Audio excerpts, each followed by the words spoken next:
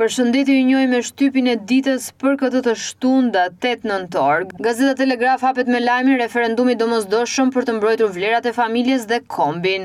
Gjuetarët e pangopur të pronave publike rafshojnë jetimoren e fëmijëve Zyber Hallulli. Në gazetën Dita mund të lexoni hallin e LGBT-s apo të tyren ligji për gjinit pse sulmet e PD-s ndaj ambasadorit Gonzato apo komisioneres Marta Kos në thelb nuk kanë asnjë lidhje me homofobin. Nga fshirja mbi 1 miliard eurove detyrimet e tatim fitimi si do funksionoj paqja fiskale. Në gazetën Panorama mund të lexoni balluku e pandehur, zgjedhje me qeveri teknike, PD-nis protestat, ndryshon strategji. Në Panorama Sport mund të lexoni listë me rikthime, Silvinho bën interesantin, Shqipëria nuk ka lojtar të Realit. Ndizet vllaznia Dinamo, Martini Shkodra ka zot. Kuqezint likuidojnë ballshqiotët dhe braktisin fundin. Allegri syt nga Parma, derbi testi Juventusit. Camp Nou i ri, mrekullia e 8 e katalanasve.